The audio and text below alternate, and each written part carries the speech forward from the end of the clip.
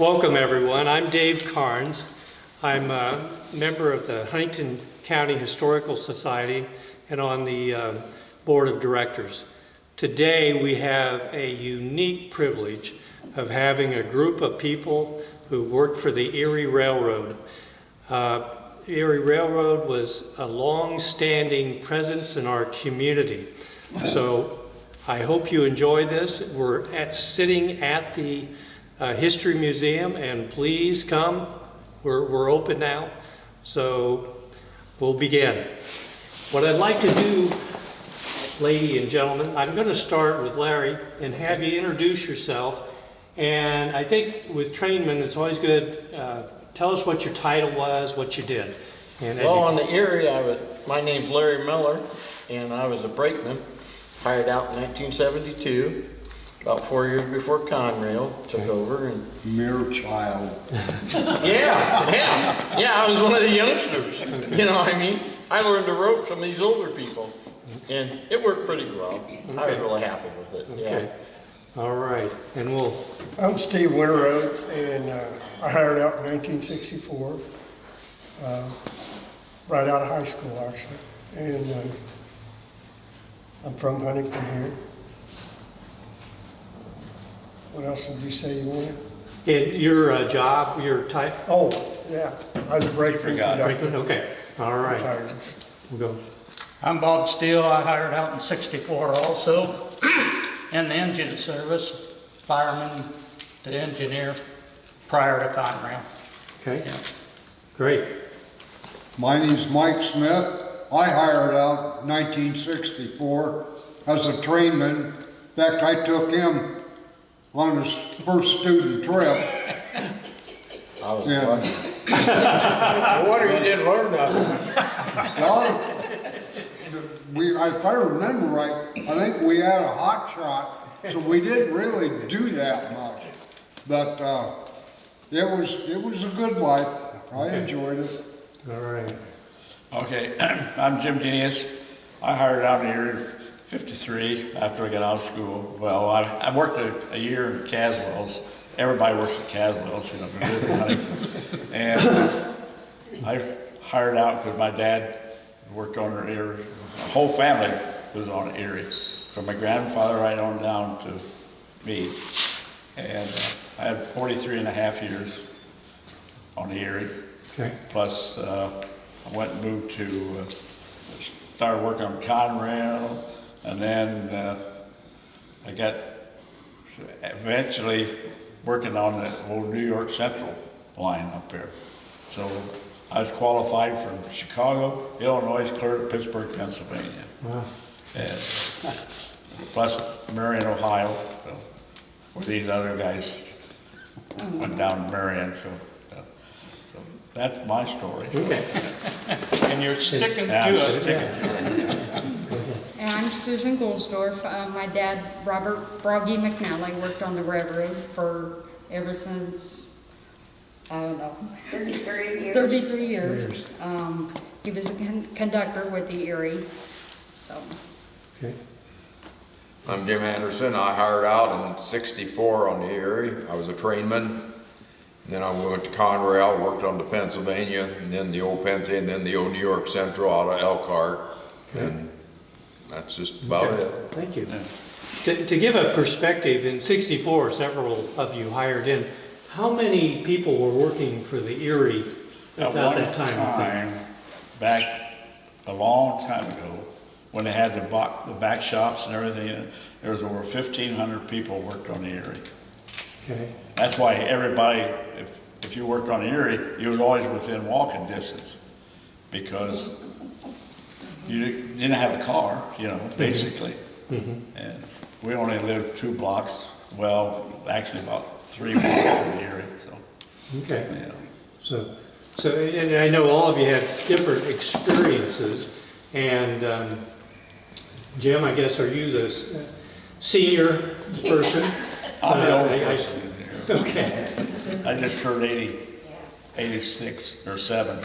So when you joined, what did you have to do, you know, for training and at that time? Well, actually, to become qualified to be an engineer, other than learning the rail,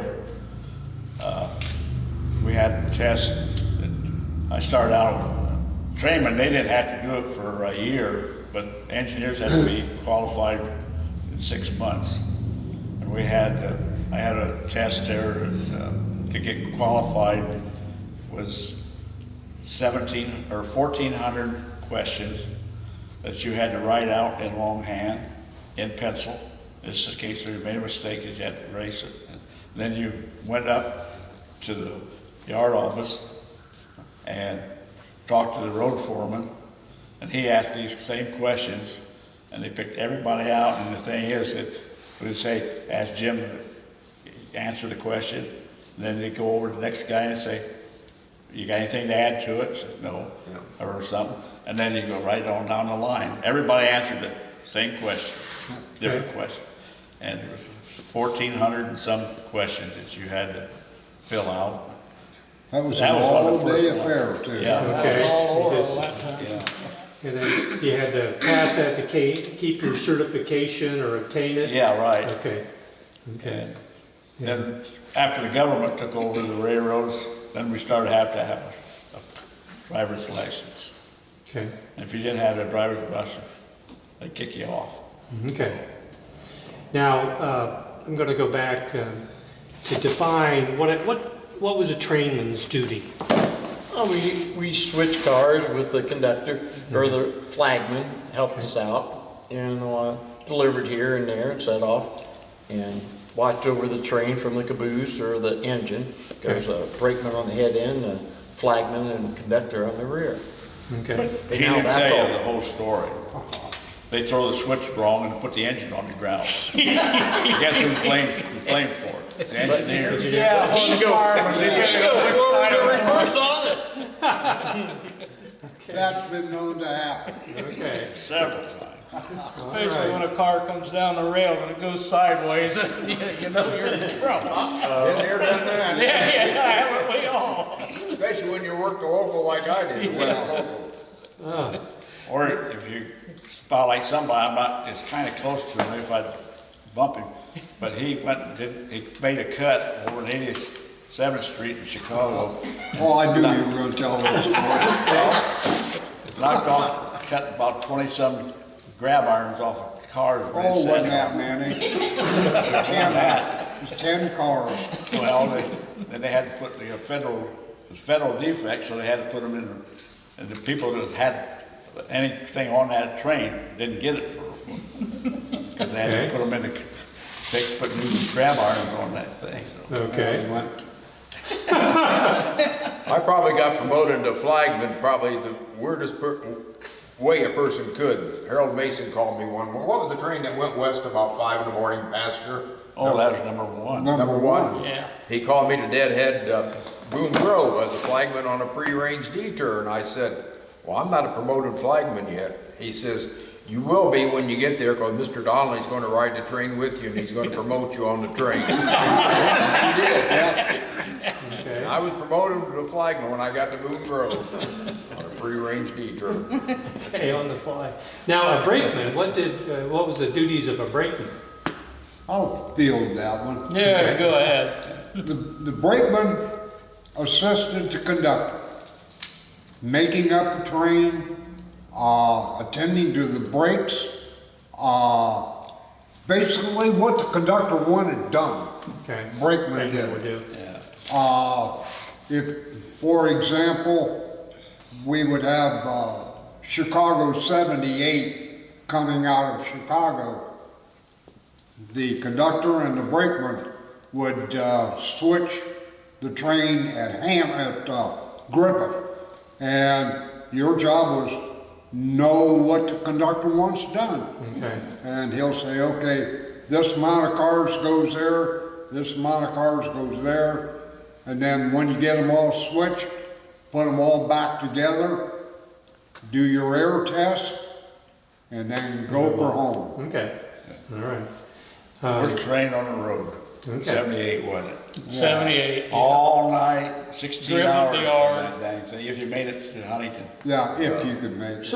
So what were the hours you worked? How did that work? What was your When we story? hired out, it Yeah. was 16. 16. 16 hours? Ask the women there, they'll tell you Okay, there. yeah? Yeah. Anything happened in the house, it would happen when we was on, going and coming. Was that by design, Jim?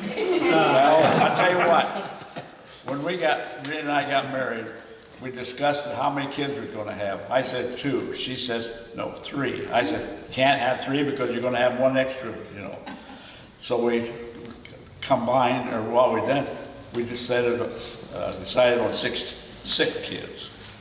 And you know, even the doctor missed 1 of them, but I missed 3 of the birth of them 6 kids. Okay. So I was either coming or going, so. So you'd be on the road, so to speak, 16 Yeah, right. hours. Yeah. And you start here, I mean, did everybody start in Huntington or?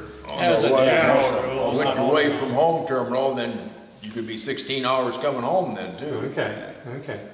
And then you had to be on call too? Yeah. Yeah, Yeah, both ends. 8 hours after you was off duty, 8 hours, that's all you. You had 8 hours off, you Right. could. Yeah, but they could give you an hour and a half call, so you only had 6.5. If you, especially And if away you- from home terminal or Huntington. If you worked out of Elkhart, there was an hour and a half right there driving, Yeah. Yeah, and you was already on duty. okay, okay, And if you had a short day and they needed you, they'd turn you right back out of the Yeah, house. right. okay, okay. If you had the hours to go. So in the eras, in the 60s, how many trains went through Huntington on the Erie? Oh, yeah, I don't We know. had, what, 11? We had 6 Well, we had passengers. 20-some freight crews on the westbound, 20-some crews. So, and I think there were what, 20-some going to Marion Oh, too. yeah. We had 22? Yeah, 6 passenger and 2 locals, 1 on each end. yeah. Yeah, plus the Plus all locals. the, Yeah, well, I worked the Runs. local, I like the Yeah. local. Okay. I did too. yeah, me too. Now, the passenger service went through Huntington, and Larry reminded me, I was thinking about going on a field trip from here when we were freshmen. Oh, yeah, Yeah, picked up here and went to Chicago. Chicago to the museums.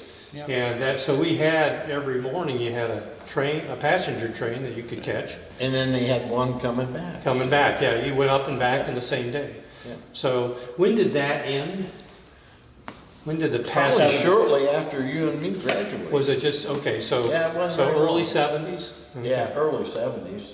Okay, Well, the last passenger train was in 75, or 74.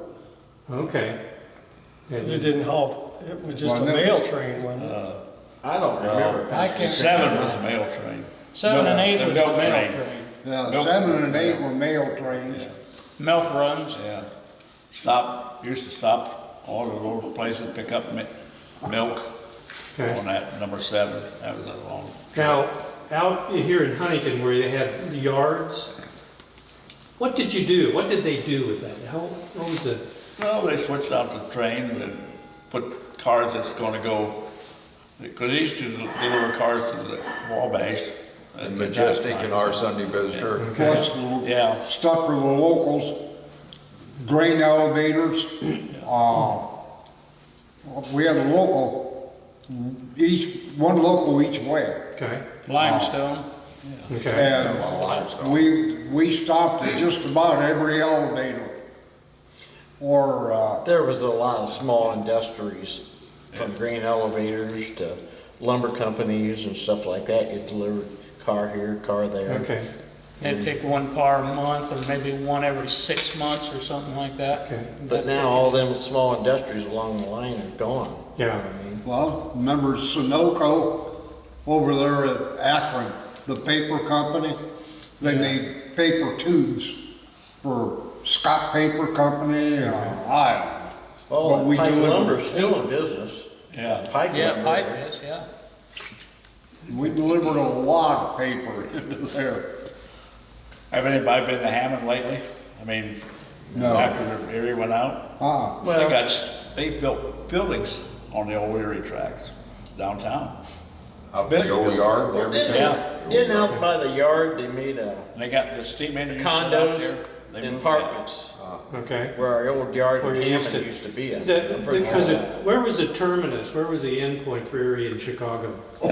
51st Street. Yeah. Yeah. Okay. And then, 51st and Halsted. okay, and Halsted, okay. Yeah. Right beside the Pepsi-Cola bottling plant. All right. Hey, Jim, you hired out in 53, and that was actually the Erie. The Erie and Lackawanna went together in what, 55? Oh, no, it wasn't that early. I mean, it was later than that, 58, I think, maybe. Yeah, my dad hired out in 55. And you shoveled coal. Huh? You shoveled coal. No, no. When you hired out. I lucked out. I was the oldest fireman that didn't have to fire steam. Really? Martin Young was the youngest. He had to fire steam. You had the fire steam. And that was bad because everything was hand fired then. They didn't maintain the engines, you know, because they knew they was gonna get Getting rid of diesel. them. Well, he told me that he only fired a couple of them.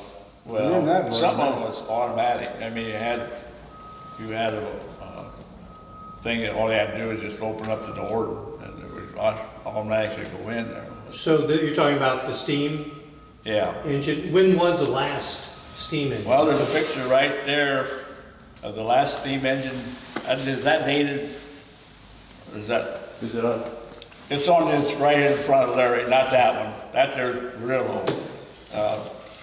See if there's a picture of a Frank Baker. 1952, last steam engine leaving Huntington, Indiana, 1952. Okay, okay. So, And you Frank- hired on just after that? Huh? You hired on just, I was for that. just before, okay. Yeah, they still had, but when I was a kid, if Dad would get called, they always got the engine out, the steam engine out, and they had a roundhouse down there. And they had to come down here and get the engine. And I rode around in the engine with them. And I remember one time, he said, "Here, check the fire." And I said, "Okay, how do you do that?" And he said, "Okay." So you open up that, what they call the hog head. That's how because an engineer is called a hog head, you know. And you opened up that thing and you look in there and you could see nothing but glow. Dad said, "Take the shovel, put it up like this, right here, below your eyes, and you can see what's up." Because you had to put the fire clear out the front with it, so it heat the water up. Okay. And if you didn't, you'd run out of steam.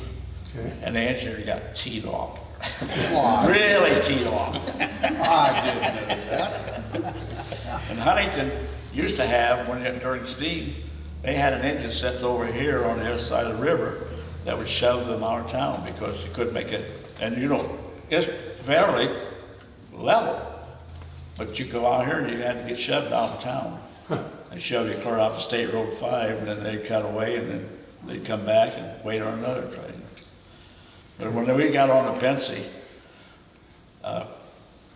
down there, what's the town that you used to go up the hill? Conway? No, this is after Conway. You went up the hill, and these old Pensy engineers says, "You see that house up there in the hills?" "Yeah." "If you make it up there to that house, you got it made." There's a big hill going up. Coming back home, you could run 110 mile an hour down that hill because you couldn't hold it up, you know. Yeah. But, you know, it's fun. I enjoyed it, you know, really. Because every trip was different. You don't know who you're going to hit today, Yep. or you're going to get killed or something, you know. Yeah, yeah, But, yeah. There are probably some scary moments, I'm sure, for all of you, different things. well, Larry called there, I said, I was going through Bourbon one day, and Martin Young was coming east, and about maybe 10 cars from his rear end jumped the rail. Normally the rail, when they jump, they'll go out. Well, this did, it came right over my tracks, and I hit it head on. Oh, no. Oh, okay. And when it got done, I was headed back after it got done. It took everything out underneath the engine, trucks, works, And you know how high it is up to the door of the engines up there. When I walked out there, I just took one step and was down on the ground. And turned around, and it happened. It hit it head on, and then the engine went like this, and I was right on my side. I could see that ground. I can see it right now, that ground coming up. And she's going to lay right on the side, on my side. And it just, for some reason, it set back up. So I went down on that deal. But, and I don't know about these guys, but I can shut my eyes right now and see every car that we hit that somebody got hurt bad. See, that had to be very difficult for you. I dream about it at night too. Okay. And I can see, you know. Yeah. Some of them were bad, some of them you just have to laugh at. Yeah. Yeah. I unloaded a semi down at Kenton one time, he didn't clear. I took the tail end of the grain truck off, just sheared the back doors off of that thing and unloaded the grain right there. Well, I had it right there at the state line. I had 11 cars that turned over, nothing but grain. My guys run over them and nickel plate railroad, just dumped everything over on there, right there. Well, it's a good place for it. Yeah, right. But my worst thing was,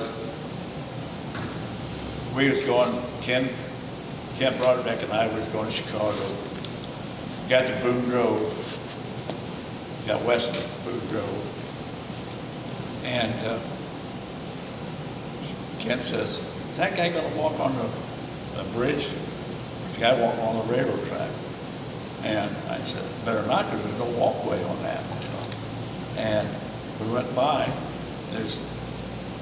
turned around, and the old weather, like it was, well, the date, I can't tell you the year because I can remember the date. January the 9th, or January the 4th, at 9:15 in the morning. So I reported this guy, because he wasn't dressed for the temperature. There was a half day up the road there, St. John's Road. There was a old folks home, you know, I should call it old folks home, a retirement center. And he was out there, his coat was just a top coat. I mean, not top coat, but a suit coat. And it was cold. So I called Hammond Yard to tell them about this guy walking there. And they said, "Okay, we'll send somebody out." Well, in the meantime, I said if he was east of the bridge, or the road bridge, but they turned around, they sent it to Boone Grove, and they turned around to get the county out there. They went the wrong way. They went east, or west of it. They didn't find it. So next day, I got back to Chicago, or went back home. About, I don't know, what time was that radio you caught me awake? Huh? It was, but after school started, you know, and I was still in bed because I didn't get home until about 4 in the morning. She says, "The Erie called, they want you to call." I said, "Okay." So I called down there. After Lynn was the road foreman, remember? Who? Charlie Lynn. Well, Oh, geez. Yeah. Anyway, he says, call, he says, Ground Point, or not Ground Point, but the state is getting a warrant out for your arrest. And I said, "For what?" He said, "For the guy you killed up there at Ground Point yesterday." And I said, "I didn't know we killed the guy. I seen him up there walking, but that." Well, he says, "Are you gonna be up in Chicago the next day or two?" I said, "Yeah, we'll be up there tomorrow." Okay, he said, "You talk to the train master, not train master, but the guy in charge up there." He said, "Talk to him, he wants to talk to you." So I get up there, he says, "Well, I'll take you out to Boone Grove, to the courthouse." And, you know, Dillinger was supposed to rob got out of jail, you know, the story is they used a piece of soap and made a gun. Yeah. Well, he could never got out of this jail because they built a new one.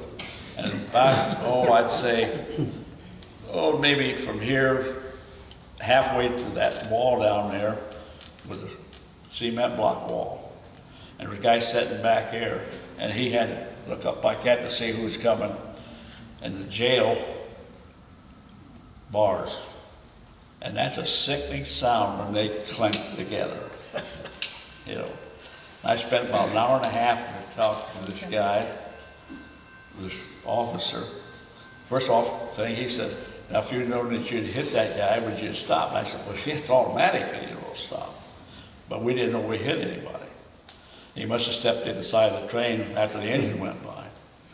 And so, really the bad part about it, she was over at her cousin's over in Ohio at a breakfast or something going over. So I get up, so I gotta get something to eat, so I drove over. You know what she asked me? She says, what are you doing here? And I said, why? That's where the food is, I want to get something to eat, you know. She said, I thought you was in jail. Well, several of you mentioned you had multiple generations who worked for the Erie. How far back is the earliest one that you can My remember? dad was 43. My grandfather worked before the turn of the century. Oh, really? Yeah. And I think he's on that picture there, that bunch of guys there was what built the viaduct over 24.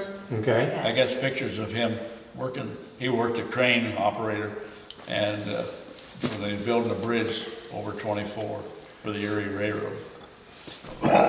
Okay. That's a hoghead.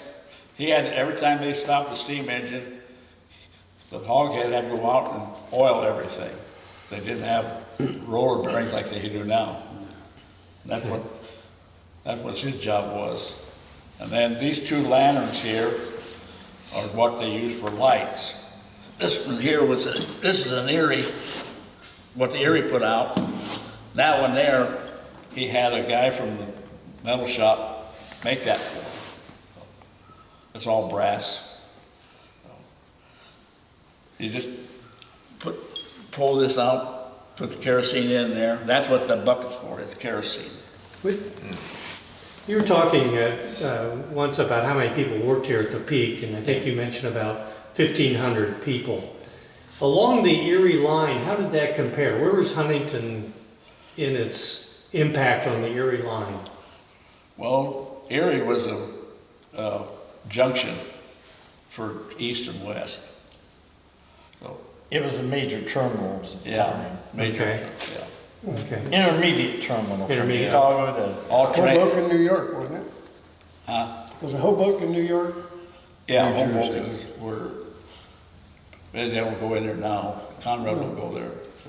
Now, Well, actually, the Erie went to New York City because they had, at one time, the Erie had the second largest navy other than the United States. They had boats that took everything, come into Hoboken, put them on a boat, took them over to the island in New York. The Erie handled 85% of all food going into Chicago, into New York. Well, basically fruits and vegetables and stuff like that. Because we used to have fruit trains, vegetable trains. You used to get what they call a cherry train. Yeah. And okay. Erie had a lot of refrigeration cars. Now, if you lived here in Huntington, and I knew you said Chicago was a terminus on the western end, how far would people work going east? Marion. Marion, Ohio? Okay. Okay. Marion, Ohio. But Yeah. when I went up to Fort Wayne and worked out there, we had a guy from West Virginia that drove from West Virginia clear to Fort Wayne to work. Okay. Okay. That's the farthest I ever seen anybody, because everything was cut back, you know, and everything. Mhm, mhm. When you were working, what was the social life with the Erie? You know, did people, Just was it like pretty this. tight? It was Sit a tight around group. here- Sit around here and lie. It was a big family, actually. Yeah, right, Okay. yeah. Majority of the people in the area were great guys. Okay. They definitely were. Well, like you said, they're family. When we went to Fort Wayne, you didn't know anybody. No. And so you come back to Huntington, she worked out, lived here, come back. But you always had somebody that was, you go maybe come in and your brakeman or somebody, go out and have a supper that night or something, Or a beer. family. It was a Or beer, yeah. tight-knit community. Well, you never got by the I bell, say, that's Dave. the trouble. You know, because of your hours, I mean, it was so, Or the spot. kind of strict that, you didn't have a whole lot of downtime, that you weren't available. No. So, and people would work different shifts, I presume. Yeah, right, yeah, You- 24 hours. yeah. You were on Most call whenever the 24 train was hours a showing day. up, you'd get a call. Okay, You didn't have regular hours. You were on call, but Okay. you might be home for a day maybe. okay. They used to have a block, board here. Wow. And, your name was on the bottom, you was first out. When Okay. next train come in, you're gonna get it, good or bad, you're gonna get it. And then, as you come back, then they put you in block, or up the top, when you come back in from Chicago or Marion, wherever you's at. And back in those days, virtually everybody lived in Huntington, Most of out them. of, Yeah. worked out here. We had a couple lived in, I know one guy lived in, Rochester. Rochester, that's about the farthest away. Well, we had Van Wert. Van Wert, Wert. Van Yeah, Wert. Bill Spencerville. Egler, Yeah, your buddy. Spencerville, Ohio. my buddy, Ohio. Wild Bill Egler. Yeah. Then, we got, everybody on the railroad had a nickname. Oh, yeah. Okay, Ball Smith. Moss, man. And It- that's Possum. He won't tell you the true story about that. so yeah, how'd you get your nickname? Well, I found a possum on the tracks one day. I was walking up, inspecting going to the tower because our radio communications was knocked out in the storm. And Okay, I said, I seen the biggest possum I ever seen in my life on this rail. And Mr. McNally, and I forget who the fireman was at the time, he goes, oh, you're crazy. I go, man, I should have brought that thing back and threw it on the engine. And then, after that, they branded me. forever, okay, And okay. there's your dad, Froggy. Yeah. Now, how did your dad get Nickname his? like Bippus, didn't he? I think it was out here. Yeah, here at Simpson. I mean Simpson, Yeah. Simpson. Yeah, He waited right out in the pond to relay signals. and all these Oh, things. Yeah, but Yeah. Froggy got Much his of name it. out there because he was over at The green. on the local. He got off the caboose and he fell in that ditch over there. Well, I heard he was relaying signals, he walked right out into the pond at Simpson. That was all Cobb's. Yeah, Yeah. Yeah. So it was like a marsh. yeah. Okay. He Bell. thought, And he thought it was went down solid there, ground. when he tried to get out, he was, Yeah. But Jim was talking about, and Jim there, if you're away from each other, we have our own language. That if we wanted you to, say, cut 5 cars Yeah. from the head end, you cut, Yeah. and you say, okay. Yeah. So Well, you, just like when you highball a train, when you's on the caboose. Yeah. Tell them whether they got a hot box, Sure. or a brake sticking, or something dragging.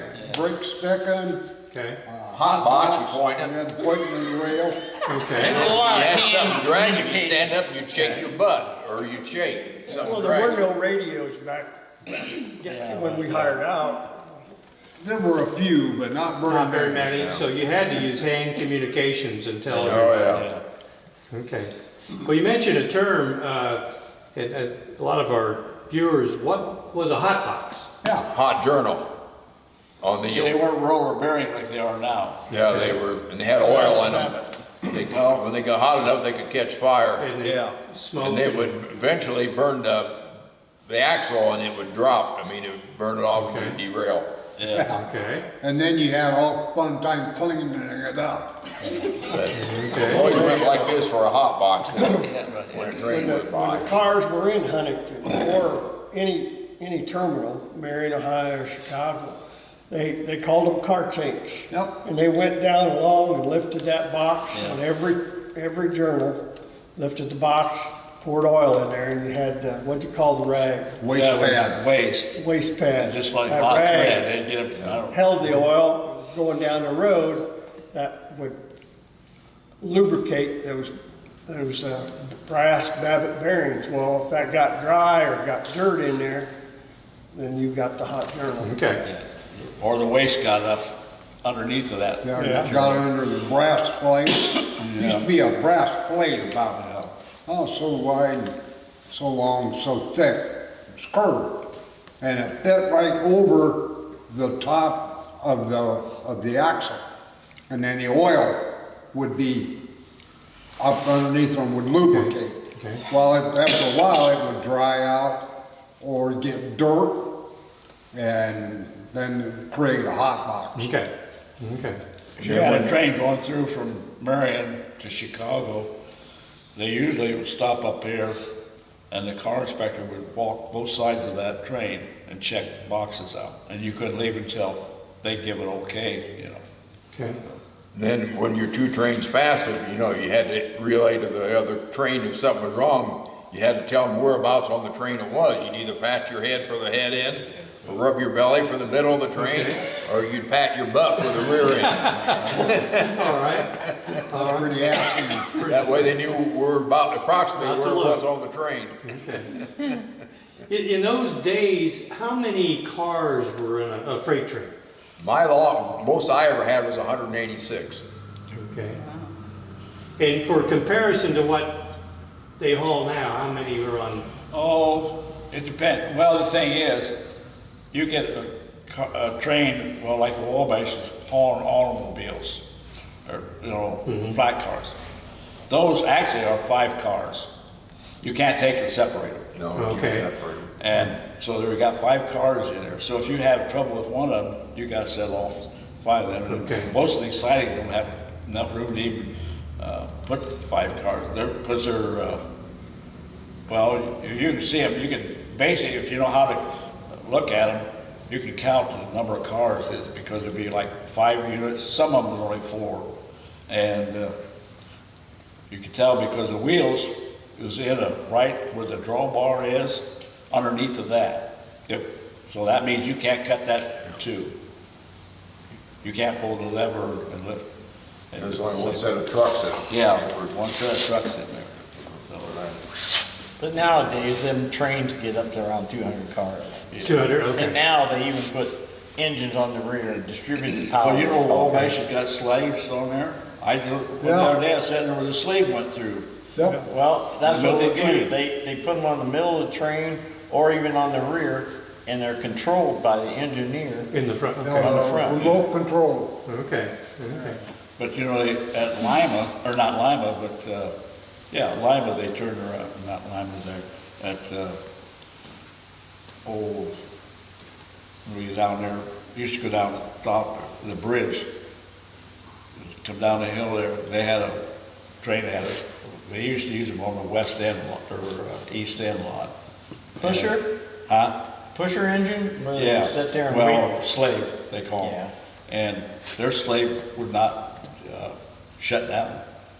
And they just about pushed them through and got down on the Maumee River. Because the derail was there, but they couldn't, had an investigation, they found out that the engineer, he says, it would not stop.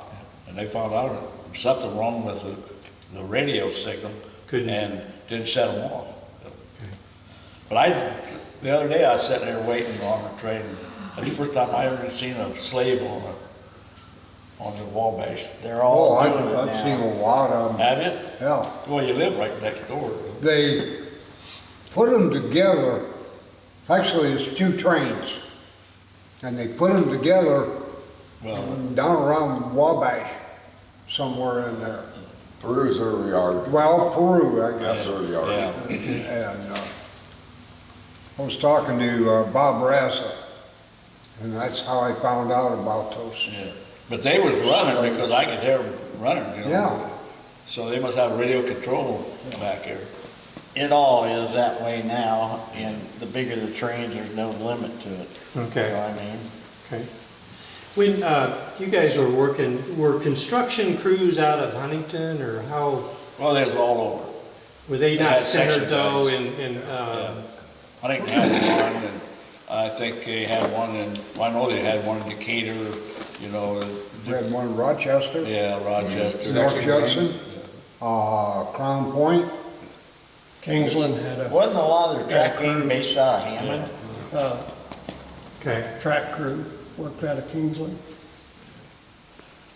Did, If Well, those guys we were working local and we'd get in trouble, run through a switch, good on the ground. The help was never very far away. All we Okay. had to do was get on the block line and we could Somebody would usually find somebody. But they have to put a new switch in or put a new sectional rail in, you know, which has happened. We never had the trouble like I got now. I mean, before, everybody worked with each other. And you didn't turn somebody in because you, like you say, run through a switch or something. Sure. They just fixed it, you know. They took care of it. And, they never said anything about it. But now, man, if you trip over something, they're gonna, First thing you want to do is take you to investigation. yeah, right. okay. That's the They deal do. with NS, Nazi Southern.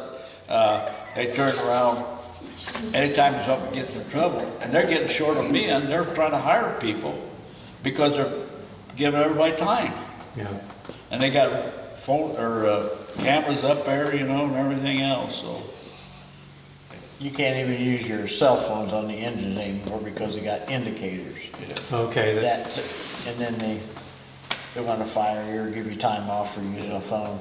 Even though you might call a company for company business, you might need help or a track number or something.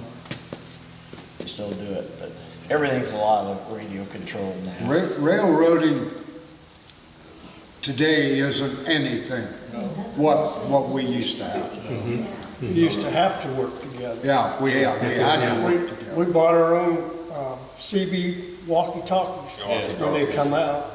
Because the railroad, sometimes you had a radio on the engine, but it would, you know, they didn't have, the Erie didn't furnish radios until, I don't know if they ever did. really. It was all hand signals and you'd have to relay your hand signals either Okay. by Or a whistle. railroad flare. We had, Yeah. when our test, we had a whole big list of whistles, and you had to know the whistle, different things. Like, and you know, the whistle here, you'll hear all the time, the train going down there, two longs, a short and a long. That's for a crossing. That's Crossing. crossing. Okay, okay. And the law is, you can't, you start out at the whistling post, it's about a quarter of a mile away, and then asked Rita, because she went and rode with me one night, and she was going to practice on being an engineer, and I said she'd never make it. She'd make a good head man, because she's sitting there coming home that night, this way she sat there. Head back, and I didn't know if the window was gonna bust out behind her, or if she's gonna have a flat head, you know, but this way she, you know. So, going over, we had a good engine, you know, she said, well, I thought you was having good fun out here, you know. Geez, we had actually a good trip, it was only 9 hours going to Cleveland, but, which is quick, you know. But, she thought, boy, this is easy, you know, just blowing that horn, but she never hit the crossing. I said, if you miss it, you gotta go, do it again, because the whistle has to be blown when you go over the engine goes over the street, for some dumb reason, because, so I got, well, in fact, there's a letter right in there from, Federal Inspector Murphy, that I didn't whistle 3 or 4 times at the road crossing in Hammond, or in Griffin. And I rode, one gal was over here at Nick's Kitchen one day, and she says, you know, if I knew who to call, I'd call and report this engineer. I said, for what? She said, Well, he woke me up at 4 o'clock this morning, going through town, you know. And I said, well, that's easy. All you do, call Fort Wayne and tell them if you know what direction he's going and the time and everything. They know who it was. Well, yeah, he should be criticized for it because he whistled 3 times. They woke me up. And I said, I know he's wrong. He said, why that? And I said, you're supposed to whistle 4 times. Sometimes they don't even whistle that many times. Yeah. But we had one guy on there. Maybe she didn't hear the first whistle, she was asleep. Yeah. Yeah, right. So maybe you missed one. So Jim, how many crossings did you ever count between here and the terminus in Chicago? Oh, I don't know, but I can tell you what it was here in Cleveland. It's 260 miles from Huntington, or from Elkhart to Cleveland. Uh-huh. There's 260 crossings. Oh. You count crossings? I got a list of them. Oh, But did you ever get one? I got every list of every town that you went through there. But you know, the thing was, the little town in, just outside of Cleveland, you went around a curve, and they had about, it's just like, well, you got through here, you know, before they shut some of these crossings down. Every half a block, it was whistling posts. You had to whistle every one of them. Come around there and just get around this curve. There's a Catholic church down there, and the parking lot was right out towards the rail, you know. Sunday morning, you go by there and you whistle, and you had to start whistling outside of town, and all the way around, whistle. And I said, well, I can hear what the sermon is right now. He says, hold off on the sermon until the train gets through town, you know. Okay. They were bitching about here, there's nothing compared to what we went through, you know. And the thing, and what's these guys, well, Bob, of course, Bob's gone now, but these guys, if they run the engine, which is illegal, because they're not qualified, but they do the whistle. If you had to go down in the toilet, you know, well, you go down in there, and they sit there and whistle road crossings, you know. But they had to know what the word. Sure, sure. Yeah. They helped out there, but now you can't do that. In fact, they have what call them weed hunters. You know, they stand out, they pull up along the railroad track and check it, and say, that guy on there, is he that the engineer? Well, they know the road foreman, he knows who we are, you know. And they say, no. Well, who is that? Well, I don't know, maybe it's a brakeman, you know. He's not supposed to run the engine. He don't have a pass, or I mean, a card, you know, license there. So he writes you up, you know, federal. And I'll tell you one thing, talking about these federal men, they was out looking for keep their jobs when they got hired. I knew if I was going to have a train, whether it's like 78 or something, you know, it's going to be a long trip, I'd take a bottle of coffee. And I was outside of Toledo one morning there, about 4 o'clock in the morning. I said, you want a cup of coffee? He says, no, I'm all right. So I said, well, he poured me a cup of coffee. And I set it up on the dash, you know, sitting there and take a dip, you know. So this federal man come over there and he said, you know, he says, I'm not going to say anything, but there is federal men out here that would turn you in for that. For what? For drinking coffee? He said, the rule is, and he's right, the rule is that you keep 100% of your attention on operating that engine. And that was it. You was not, when you were drinking that coffee, you was not paying attention to your engine. And he's going to write me up. Well, he would. Yeah. The one guy, he said, somebody will. Yeah. Yeah. you got to be kidding me. No, that's the truth. Whoa. Yeah.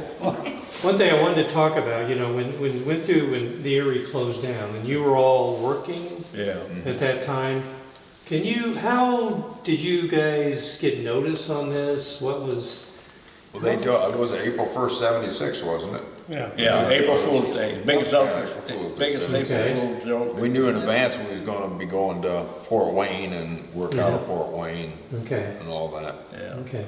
Jim, where were you on April 1st? You remember? No.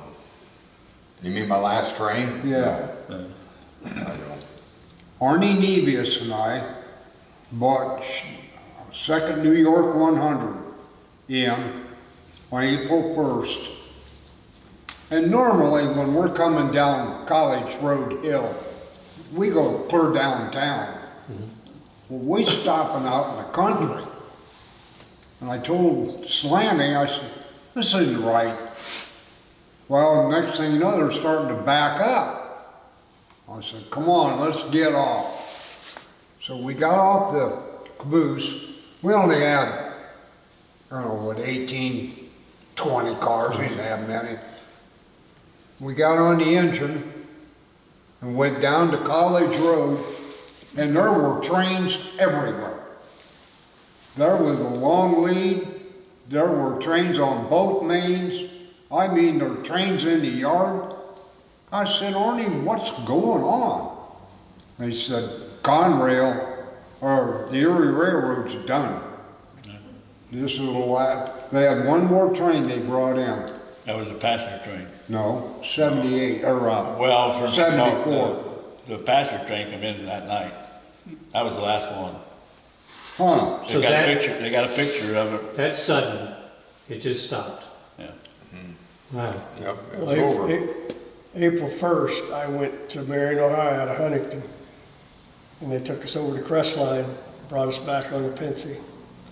April, Yeah. because I went down April 1st, and of course you lay over for 8 to 16 But you know hours. the thing is, Erie we could run, not legally, but if you knew how to take care of the speedometer, you know, you could run 100 mile an hour, basic. And, but on the Pensy, they had us, their track was so bad that they had a 35 mile an hour speed limit on all their trains. And heck, we was running up here 70, 80 miles. Well, in fact, we had a train, the van train that runs 70 mile an hour legally, you know. But they did 35 mile an hour, you know. Wow. Erie was known for moving freight faster than other railroads. Okay. Yeah. They were So- known so- for. And the nice thing about the Erie was that they didn't have to, Fort Wayne, if you had a car that was just 2 inches over the width of the car, you had to have an order that was called a high and wide load. Yeah. And you had to stop for everybody that's coming your way on the other train. So, Now, when that happened, and you went to different areas, or No, the same area in Fort Wayne. or when you all Oh, went yeah, to the the same, yeah. same but then area? somebody now like Larry, you went to Garrett, didn't you? Well, eventually, Conrail got broken up from Yeah, Fort Wayne NS lost. to Okay. They said they never CSX. shut down Fort Wayne. And Well, you that had a was choice lot. if you wanted the NS Railroad and out of Fort Wayne would be the closest, or Garrett, Indiana was CSX. Okay. And at that time, choice for me was CSX because NS was really tightening up on their crews. They didn't like other foreign railroads and everything else, and they were nitpicking rule book wise. So you just went to the best one I thought I did, and Sure. I ended up there the rest of my career. Okay. Okay. Did most people at that time go on if they had an option to work, or some people Well, left the No, profession? not really. The guys that was going into Chicago on Erie had to stay on, one in Pennsylvania, stay on that end. Okay. But the engineers work both ways. So we had a choice, which we want to work, going to Marion or to Cleveland or whatever. And the same going to Elkhart. Yeah, right. Okay. Great. Well, I think we kind of ended our time here today, though I think we have hopefully meet again in the future. But I wanted to thank all of you for coming and thank you for inviting us. yes. Well, we didn't get anything out of the women though. What they complain about. They'll be back, Jim. Okay, we may invite them separately. So, Like I say, I missed 3 births of our kids, you know, and one day I come in there at recess. We had a big rain yesterday. She said that it run into the basement, and there was 18 inches of water up in the washer sheet. plus it would come in from the sewer, you know. Clean up all that mess down there, jeez. Really, a lot of people So I sacrifice. passed the law, I said, well, if you have trouble like that and I get in late, don't say anything till I get up in the morning. Okay. She woke me up at 4 o'clock in the morning, telling me about this, and then what do? You lay there and say, geez. Yeah, you miss out on a lot of special events. Yeah, right, Birthdays, yeah. births. Yeah, And as a kid growing up, it's hard to understand. yeah. But Right, of yeah. course, the older you Well, I get, think you the women understand took it. care of the family. Yeah, right, I was gonna say. They were kind of There's they too took many care of women in everything, here to- every situation while you were Lie gone. about it? Yeah, No, I hate to say it, but women, if you was married to a woman that she had to enjoy railroad. But you know, they was telling her that the number one, railroaders was the second, other than the policemen, of getting divorces. okay, a lot of stress, a lot of Yeah, stress, yeah, because of the way you worked, you know, yeah. They had their own separate lives. Yeah. You know what I mean? Yeah. They took care of the family, had their lives because you were gone most of the time. But I think that Erie had such an impact on Huntington, that's why we wanted you to come down, and such a great heritage. yeah. And, But you know, the kids nowadays won't believe it, so really, yeah, No, they're too much into electronics. no. I can remember Dad pounding in my head about railroad crossings growing Oh, yeah. up, and never believed the signals. And I remember it to this day, and it's beneficial. I drive school bus, and Well, I'm sure, I was gonna turn one in because she went around the gates over there outside of Toledo. That's too late. You, But I I asked for, get a report, or, you know, to turn it into, and they never give it to me. Yeah. It had a lot of financial impact on the community. Yes, They yeah. were good jobs, union jobs, Yeah. but yeah, yet they spread it out in the local community. Once in a while, you go to Fort Wayne, you never thought about going to Indianapolis or something, shopping or going to eat. You ate at the show lounge or yeah, Yeah. things like that. But once it left, after Conrail took effect, it had a lot of impact. The housing, the markets, the shops. Look at all these shops that closed. yeah, yeah. It really connected Huntington with a lot of areas, and so, Definitely. well, again, thank you, everybody, Thank you. that was Thank you great. for having us. So, well, thank you for watching this video on the Erie Railroad. Hopefully we'll have future episodes about this too. So again, I want to invite you to come down to the History Museum when you can. Thank you.